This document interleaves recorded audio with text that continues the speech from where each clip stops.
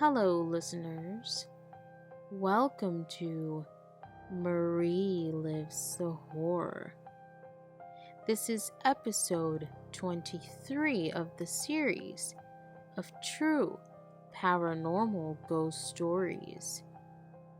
In tonight's episode, a young couple has terrifying experiences in their new terrace flat.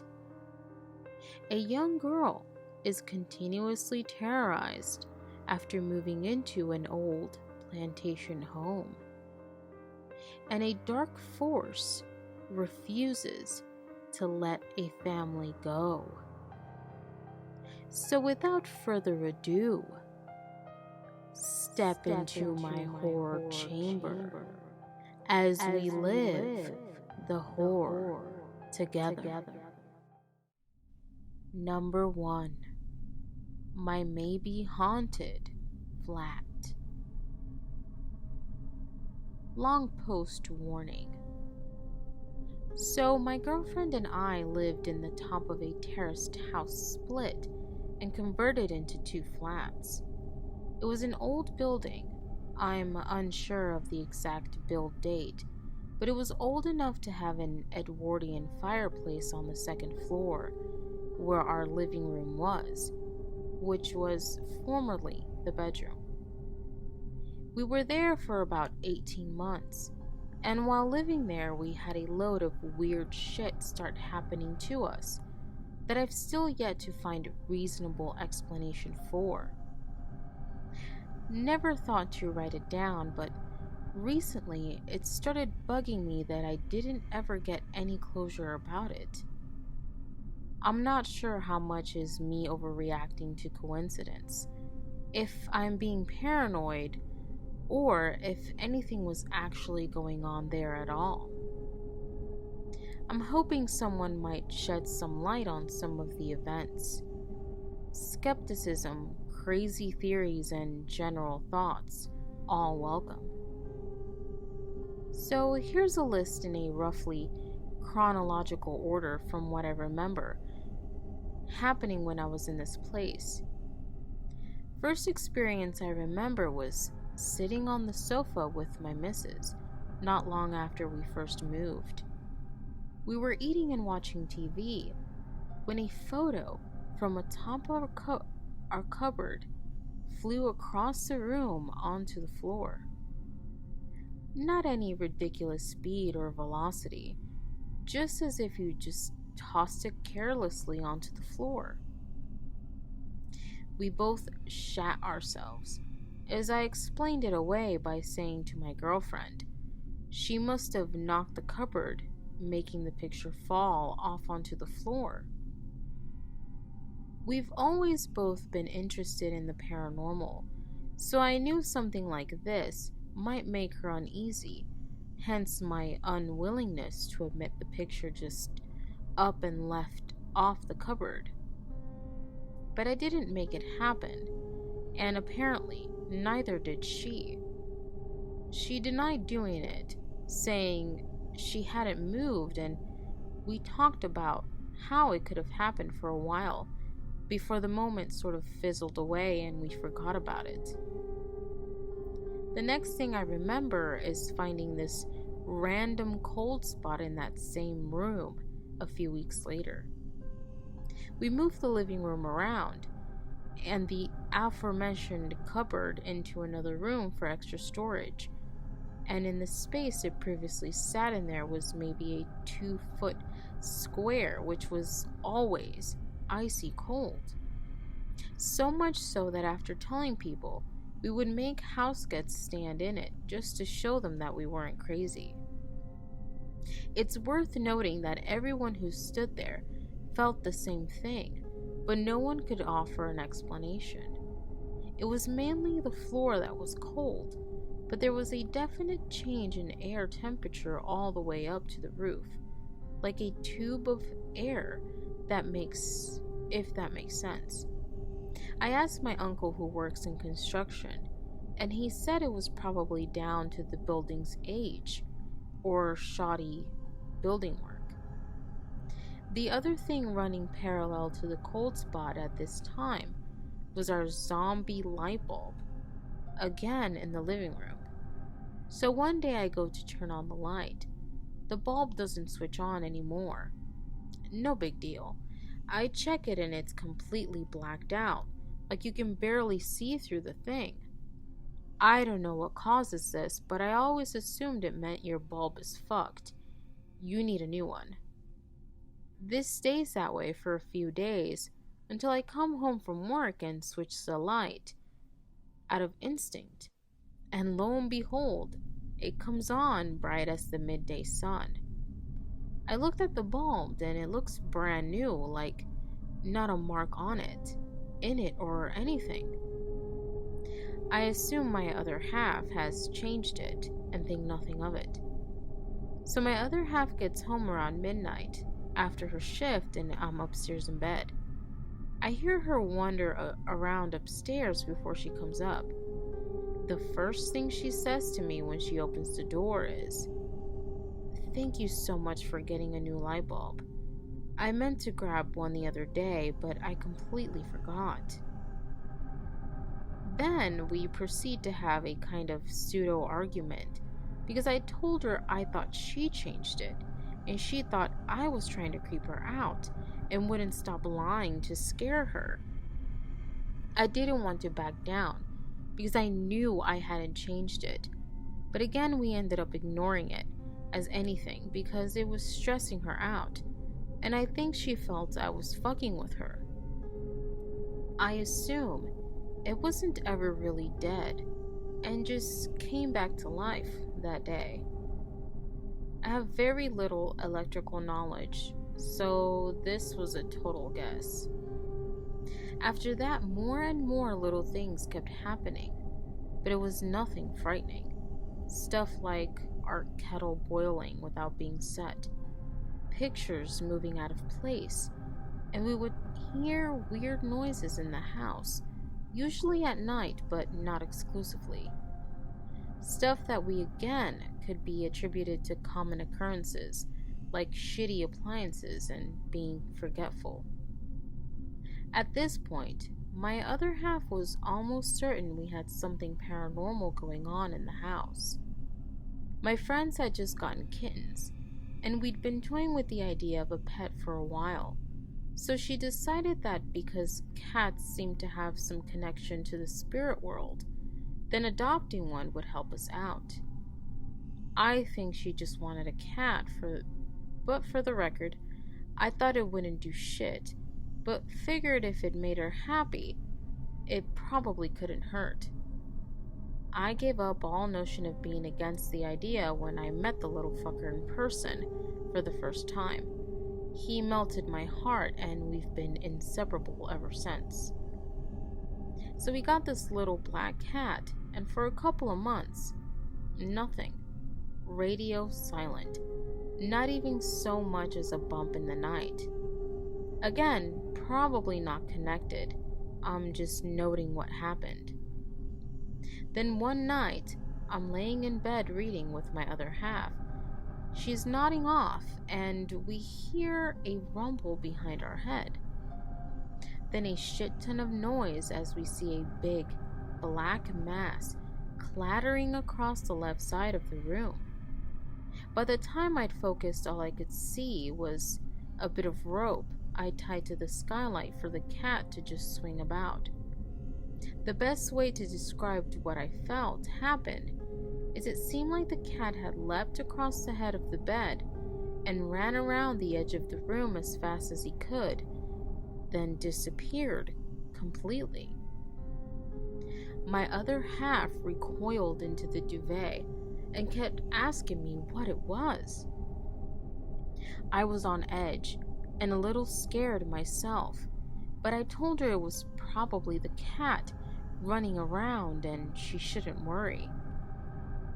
I almost pissed myself in fear when she asked me again as she lifted the duvet and showed me our sleeping cat curled up behind her legs. This was one we could not ignore. We talked about it so much that it eventually became a kind of joke that we weren't the only people who would get a cat and end up with a ghost cat as well. A few days later, I woke up really hot. I downed half a pint of water I left by the bed and went back to sleep. When I woke up in the morning, I saw a giant dead spider floating in the glass. I don't know if it was there the night before or if I drank a spider water, but it still freaked me out. Not paranormal, but very traumatic. Just wanted to tell that little story. It felt right to include it in here. Right. So then, the cat developed a weird infatuation with the shower. He would always be in there late at night and would just roll around in it, making funny, chirpy cat noises. If you were in there taking a shower, he would run in and leap up the door, then sprint back out. He would circle the living room, come back out, and do it all over in a loop until you got out. If you'd ever just close the shower door at night, he'd go nuts jumping and scraping at it until he got in, and if ever he was spooked, he'd run into there. It kind of became his little sanctuary. So, not really spooky, just kind of weird. Then I started waking up at around 2:30, 3-ish every morning. But I put this down to the cat getting into another weird routine. He did it a few times a week until it was almost every day. He'd pat across my chest, wake me up with a headbutt, and then we'd both fall back to sleep. If my girlfriend was around, he'd curl up and sleep directly above her head. No problem, although the timing was odd. I really enjoyed the dose of early morning love. The cat seemed happy, so I was too. Then a couple of times, I woke up feeling the patting across my chest, but when I felt around for the cat, he wasn't there. The first couple of times, I ignored it and blamed it on dreams, but then I started waking up to a female voice telling me to wake up. Like a very loud whisper said very close to your ear. Each time I'd wake up, my other half and ask her why she woke me. Then I'd ask if she heard it too, and she'd be either too sleepy to communicate or completely adamant that she had nothing to do with it. I never pressed the issue because I felt bad waking her up. So now I'm being woke up by the cat on a near daily basis and nights. When I'm not, I'm waking up to some voice telling me to get up. Then I started with the only recurring dream I've ever had. I kept dreaming I was lying in a bed, not my own, and looking up at a giant devil creature looking thing with his hand out holding something toward me. I dreamt about this probably every other night for like 2 weeks. Each time nothing much would change. I'd usually just lay there terrified while this thing stood over me, trying to hand me a book or a package or something. I can never really clearly see what it was.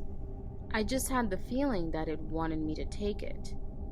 The dreams only stopped when one night I dreamt the same again, only this time I was the one reaching out to take whatever it was holding.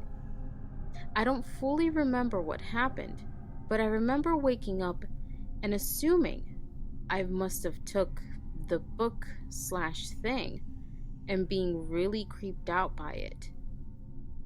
I'd watched a few documentaries on the occult, and for a brief while I was convinced I'd accidentally sold my soul to the devil. Then I was terrorized. I'm a grown man, and what comes next still gives me chills when I think about it.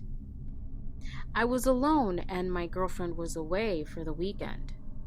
I remember waking up to the cat patting on my chest. When I checked my phone, it was about 3 a.m. I tried to go back to sleep, but my mind wouldn't stop chattering on at me, and I kept feeling this overwhelming urge to go to the bathroom. Not like I need the bathroom like to pee. Nope, just go to it. A little freaked out, I laid with the cat a while and tried to ignore it and sleep, but I couldn't get the thought out of my head. So I gave up and turned on every light in the house on my way downstairs. I went and stood in the bathroom for a few minutes until I got goosebumps all over and was overcome by a horrible sense of dread.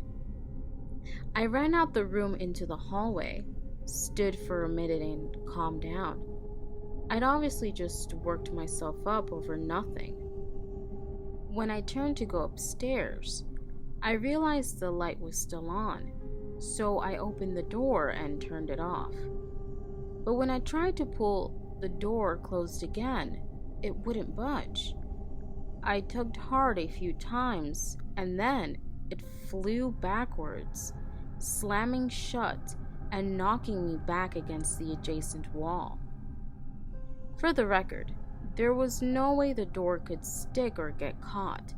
It had never done so before, and this was the only door in the flat that didn't stick because it was too small for the frame it sat in. There was maybe a half an inch of a gap at the top and bottom with no bathroom rugs or flooring obstructing it, and nothing for it to get caught on. It felt like someone was holding it from the other side, and as I pulled, they suddenly let go. I didn't wait for 1 second. Scared out of my mind, I freaked out, sprinted upstairs, and dived into bed, eventually falling asleep after a fair bit of struggle. The night after, I woke up again, at a similar time, something past 3, to the sound of scratching on the inside of the bedroom cupboard. We had an attic bedroom in a kind of triangle shaped, with a roof that sloped down to 2 very low walls either side, where the owners had fashioned some kind of built-in storage into the roof. It creeped me out because the inside was always covered in cobwebs and was only big enough for maybe 1 person to crawl in. So when I heard the scratching, I panicked, thinking the cat had somehow gotten himself stuck inside, and I would have to go inside the weird little death cupboard and fetch him. I looked around the room hoping I wouldn't have to go in, and who do I see laid on the floor directly beneath me under the bed? The cat. Now I'm really shitting myself. In the house alone with something that's seriously been fucking with me for the past 2 days. I pulled up the covers and hid. I must have eventually passed out from exhaustion because I woke up the next morning confused and jumpy, but totally fine. When my girlfriend came home, I told her about it and she said she wanted to move. We eventually moved out and haven't had anything happen other than a few odd noises at night. But we live near some woodland, so nothing strange there. Like I said before, I've never really had anything paranormal happen to me before, but this place freaked us out so much that we actually moved.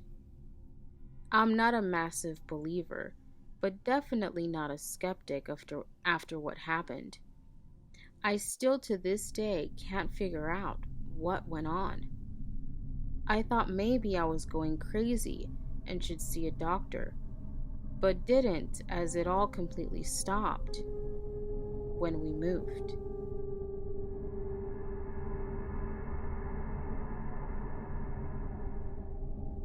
Number 2. Followed by a malevolent being. So I made my original post a few days ago, and it got a lot more traction than I thought it would. In that post, I mentioned that the malevolent being that has been following us for some time started with my mom, or possibly earlier. After making this post, I decided to go and talk to my mom about her experiences and where this all started, and a lot more information has been given to me than I've ever had before. Warning: this is a third-hand telling of her stories. As such, I cannot really verify these. My experiences I give with confidence because I saw them. These are going off of someone else's experiences. I do believe them, however, because they match up very close to mine. So let's begin. Mom says that most of her childhood, she did not experience paranormal events. It wasn't something that she was interested in, nor something she ever really thought about. However, that all changed when her and her family moved into a farmhouse we're going to call Farmhouse 1. My grandparents scored this property for a great price, started their agricultural career, and started getting financially stable. Mom was someone who loved horses and loves the farm lifestyle. As such, she often would go to the barn, really a hayloft, and their silo to hang out and spend her time. This is where things started. Mom says that as they kept on the property, she started hearing footsteps, shuffling and stomping from the upper floor of the barn. She says she initially would go up and check on the activity, thinking that maybe someone was staking out the property for robbery, or that someone may be stowed away here who might be homeless and needs help. However, every time she went to check on what was happening, there would be nobody there. Mom did this a few times, however, she stopped. She said that as she kept investigating, she felt like someone in the hayloft was with her, watching her from corners and behind things. Mom says absolute fuck this moment was she left the barn to look back, and she swears there was a shadow in the window watching her as she walked away. From there, things got worse, even though she never went to the barn anymore. She says it started with footsteps around the house, the occasional shuffling of items and whatnot, which is pretty usual for our family's experience for bump in the night kind of stuff. However, when she talked about seeing worse shit than I did, she isn't joking. One night, she woke up in her room where her sister slept with her, and a three-dimensional shadow of a man was in the corner of the room, next to the door to get out, watching her and her sister. She woke up her sister and asked if she saw it, and she agreed that yes, she could see it. Mom says they both got into one bed and cried until my grandfather came in through the door to check on them, leaving the light on when he left. Mom says this occurrence happened a few more times afterwards, with the same result of my grandfather coming in to check on them, and the being no longer being there when the door was shut. Mom says both her and her sister would watch the being throughout the night, and it became a daily fear of hers to sleep at night and see this thing again. Mom says after her sister moved out, she began sleeping in the bedroom alone. She talks about one night she woke up and saw a pair of jean-wearing legs next to her, and that they were moving like someone was trying to get to her quickly. She closed her eyes and screamed. My grandfather swung his bedroom door open, and when she opened her eyes, the being was gone. She also talks about the red eyes. My grandmother on the opposite side actually confirmed that these do exist because she witnessed them, albeit a very different context. My girlfriend, an active pagan, believes that the red eyes are not so much literal as they are a symbol of a malevolent being with malice intent. Mom says she woke up one night to seeing the eyes in the window to the living room. Mom is extremely convinced these were not brake lights. She watched them for a few minutes before hearing something behind her, looking back, and when she looked back again towards the window, they were gone. She says there were two bright ovals that almost shined red. They lived out in the country on farm property, so the likelihood of seeing a pair of brake lights still in the window is extremely low. Paired with the fact that she saw these numerous other times in other panes of glass, including mirrors and smaller windows that overlooked the pasture. My grandparents always denied what was happening to my mother, saying she was crazy and imagining things. However, as time went on, she says that her grandparents became very uneasy with the property and would often prefer to spend time outside of the house entirely, even purposely spending days away in hotels just to get out of the house. My grandfather finally told her that the property was sold because of a family tragedy. The son of the previous family hung himself in either the silo or the hayloft, and the family became broken, eventually selling the property entirely for a cheap cost. Mom says she was given a newspaper article by her grandfather with the son's obituary to confirm that it happened. From there, the grandfather became uncomfortable with living there and burned down the property. Their plan was just to stay with relatives until they can find a new property. But it bothers me that my grandfather was so bothered by the land that he just torched the fucking place and left with no real plan on where to go after. Mom says they all stayed in the car while they watched the place burn as a way to make everyone feel more comfortable that the things that bothered them were being destroyed. Mom says that when my grandfather lit the house, before flames even reached her bedroom, she thinks that black, inky smoke started pouring out of the windows to her room. Mom said that everyone in the car saw it, and when it wouldn't stop, they finally just drove away. Moving way ahead into the future, my grandfather passed away and my grandmother living in farmhouse 2 on a different piece of land. My grandfather and my uncle never got along, but after he died, he moved in with my grandmother to take care of her. My uncle is not a man of many things. He's a convicted felon for robbery and attempted murder, but he likes to drink and that's about it. But even he says that living with my grandmother was really weird, and that he constantly heard distant footsteps, stomping, and even watched pictures on the wall tilt or even shake on their own. To try to make this easier, he convinced his wife and his children to move in as well, bringing in more people to make the situation easier to deal with. Keep in mind, this being is now said to be active both in my home, my girlfriend's home, who was a few miles away from me, and my grandmother's, who was hours away. I don't think the creature has difficulty in moving over a vast piece of land very quickly, that its location is actually tied to our family, and it can hop from person to person.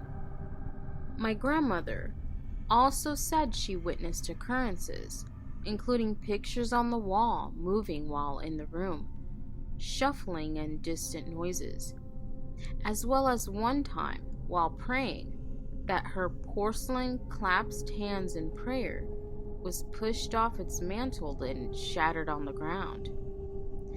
Furthermore, only to bring in more people, was Jack.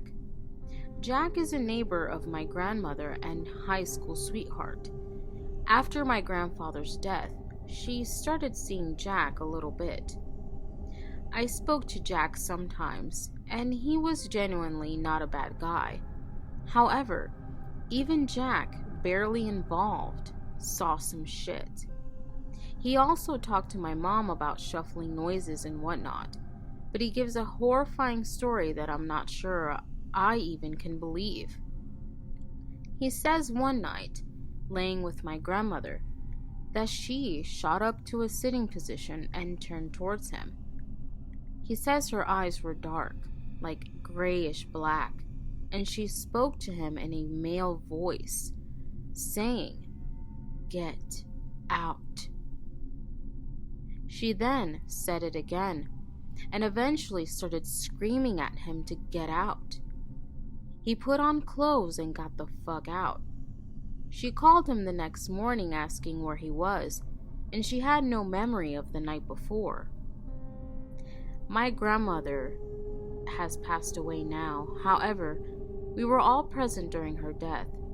She spoke a lot about seeing her relatives in the window, and my mom and other uncle both say that they distinctly heard a male voice say, "Hello," a few hours before she passed. They both say it was nearly a whisper, but came from inside the room behind where they were sitting. This, I don't believe, is tied to the malevolent being, but confirms that there is something more to this world than we understand. I spoke with my girlfriend at length about my mom's story, and she believes the entity may have been called with the death of the previous family's son. My mom says that my grandmother was very interested in witchery tricks, like Ouija. I'll spell it right this time. Spells of good fortune as well as curses. My mom is worried that my grandmother may have tried to call out the being, thinking it was the boy, instead contacting the malevolent being and strengthening it. Furthermore, my girlfriend believes that such creatures likely need something to latch onto in order to survive, and by burning the house down, it may have attached to our family instead of the location. It doesn't explain its preference for women, why my sister and mom have much worse experiences, and even my girlfriend up north could give me what she believed an accurate depiction of the creature, who looked like what she saw in her dreams. Whatever it is, I do not believe it to be a prankster or mischievous creature, but rather one of evil and malice intent. If more interest in this is kept up, I will share my dad's family's experiences as well, although those were tied only to one location and are not affiliated to our curse. I'm pretty sure.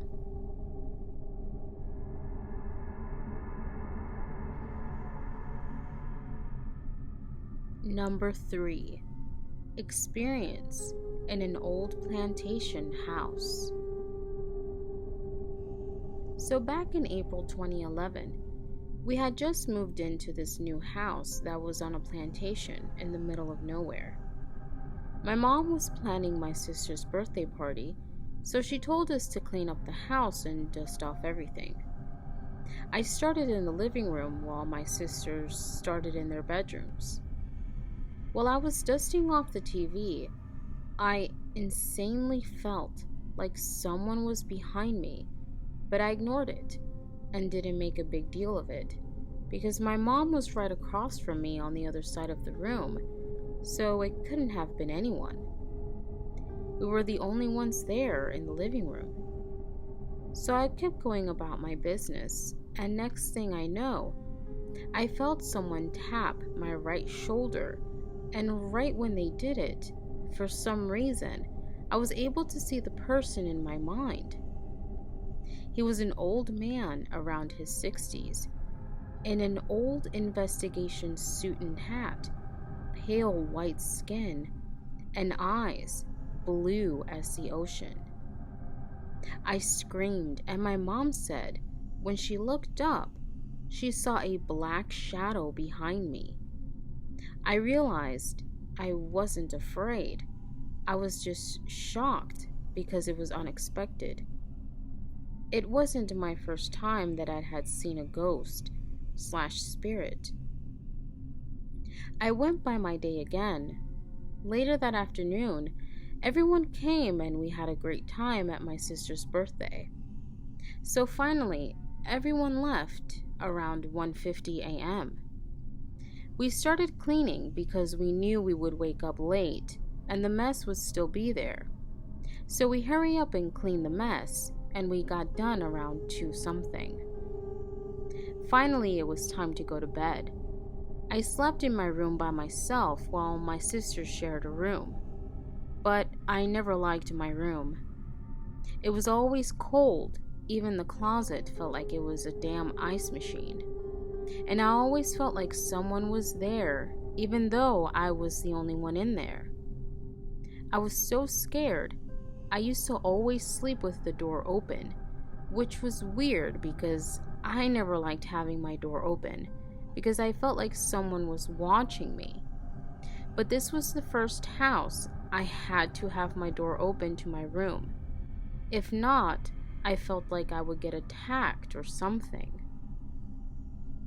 So that night, I got in the shower and head to bed. I was so tired. I remember leaving my door open like always, and I remember telling my mom that night, "Don't close the door." But I guess she was too tired that she didn't hear me. Later, around 3:15, I woke up to my blanket getting pulled off of me for a minute. I thought it was my sister. Maybe she came to my room or something like that. And I told her to stop, and she kept doing it. So I sat up and I realized the door was closed and my sister was not there. I was so afraid. So I laid back down, and next thing I know, someone started suffocating me with the blankets. I felt my heart just drop, and I screamed and screamed, and no one in the house heard me.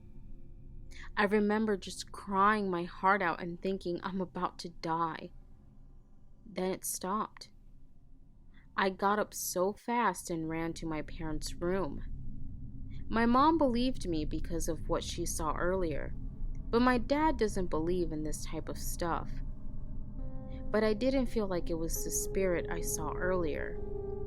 It was someone else that was in that room that I hadn't noticed. I felt like they were hiding in the corner, waiting until it would close the door from my room to attack me. But for a couple of weeks, I slept in my parents' room and then in my sister's room.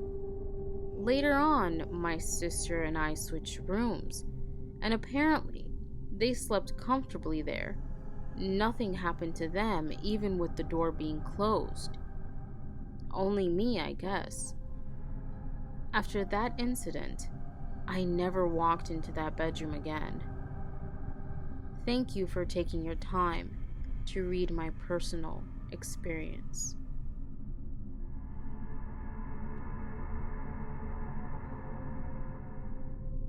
Number 4. A terrifying encounter with a demon.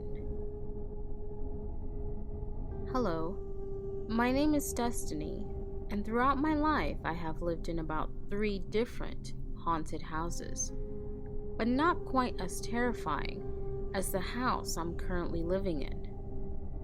I live in West London, and as soon as I moved into this house, I got a weird feeling, but I brushed it off. I had just turned 12 when this happened. I went to bed like any normal night, and I have a weird thing that has been described as a quote-unquote body clock. It's where I wake up at uncontrollable times during the night, and I always wake up facing my bedroom door. It was Saturday morning around 4:03 a.m., when I woke up and I noticed that I was facing the wall, which was odd because, like I said, I always face the door. So I sat up and rubbed my eyes, and I looked towards my door. That was when I saw it. A tall, dark shadow.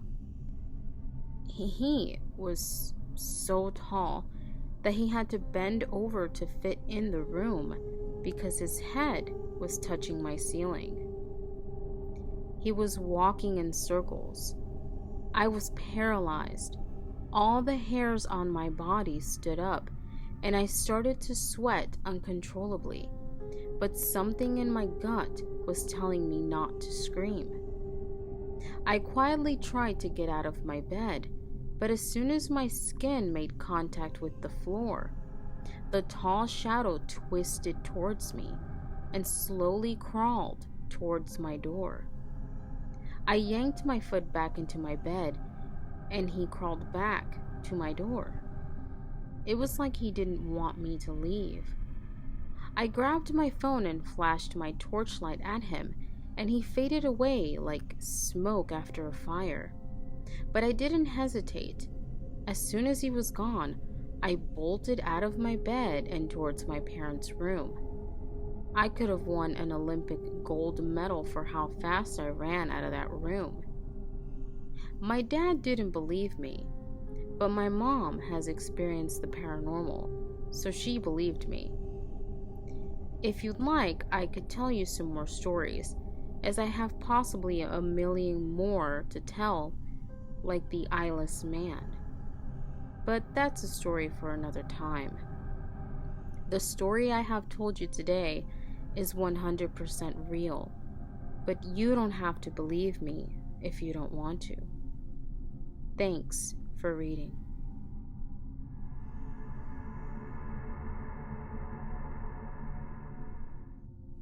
Number 5.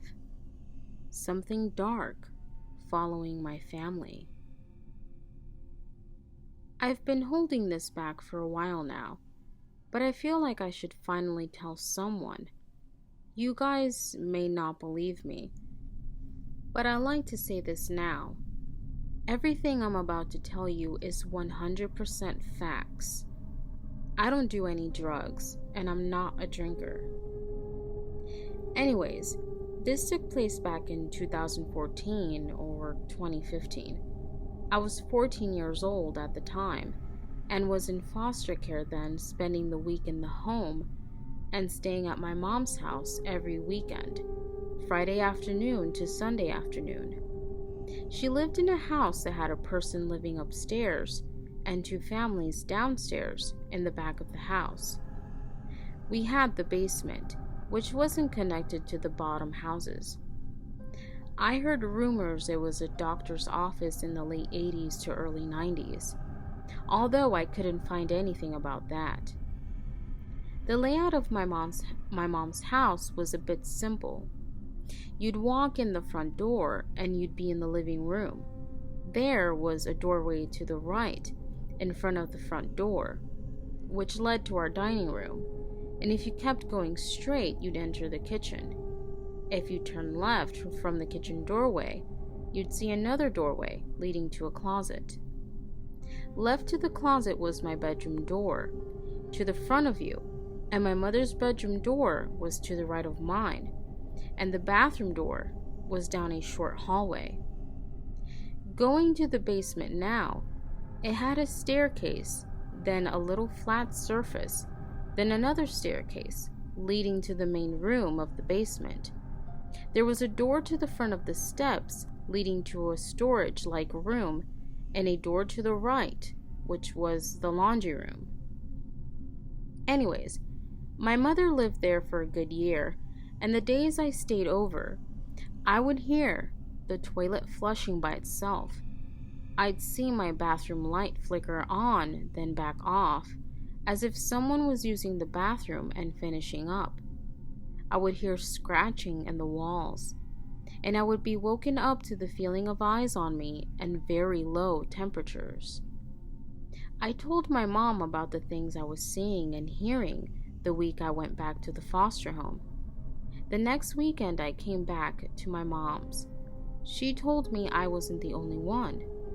My mother would hear the toilet flushing by itself too, and she said the hallway light would flicker off and on by itself. When she was the only one awake, she would feel like someone was watching her, and the sink in the bathroom would turn on its own as well. She also was seeing figures go into the dining room and figures moving past her door. So that night, I sat everyone down who lived in the house. It was me, my brother, who is about 2 years older than me, his girlfriend, and my mom. I took a notepad and pencil and began asking everyone what they had been hearing and seeing. My brother's girlfriend told us she woke up to someone choking her. She heard voices and scratches in the walls. She seen lights turn on and off by themselves. She told us whatever it was extremely physical with her. She had scratches on her body and bruises showing up out of nowhere. My brother heard similar things, but he told me he'd see shadows under his door and heard people walking around the house when everyone was asleep. Things just got really crazy after that point. Me and my brother made a pretty bad mistake the next morning. We stayed up the whole night to see if we'd seen or heard anything, though we didn't catch anything that night. The morning after, I suggested that we make a Ouija board. My brother tried convincing me not to, but I refused and wanted to get to the bottom of everything. I got some wide white construction paper and wrote down the letters, numbers, and the yes and no and the goodbye, and used a CD for the planchette. At that time, I was saving my empty Monster Energy cans for God knows why. I had about 6 of them. I placed one at the top of the steps, one at the middle of the steps, and 2 in the main room, and 2 in my laundry room. In the storage room the week prior, my brother drew a pentagram on the floor. So that's where we placed the Ouija board. And yes, I've asked him. He does not remember drawing the pentagram there. So we set my phone up to record the whole encounter, thinking we wouldn't see anything. We asked it a few questions but got nothing. Who are you? Why are you here? What happened to you? How old are you? But nothing replied. I then asked, are you female? And the planchette began to move. Thinking my brother was messing with me, I looked at him with a voice full of fear. I said, dude, stop moving it. This isn't funny. He then said, I'm not moving anything. I told him to take his hand off and let me see for myself. He wasn't messing with me, and the planchette continued to move, landing on yes. I damn near froze up in shock. I looked back up at my brother, and he was just staring at me, not blinking, not breathing. I jumped up, grabbing him and yelling at him to quit messing with me. He just sat there, legs crossed, stiff as a board. I then heard a loud crash coming from the main room. I ran into the room to find 2 of the monster cans that I laid on the steps were crushed and thrown across the room. Ever since then, I've been seeing and hearing stuff, and having constant negativity happening to my family. My brother's name is Christopher. We call him Fur, and his childhood nickname was Fur.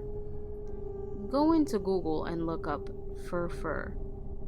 There's so much more that happened, not just in that house. I have many stories, and this is just one of them.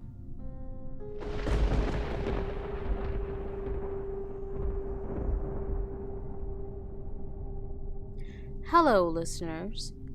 Thank you for watching tonight's episode of True Paranormal Ghost Stories as you live the horror with me.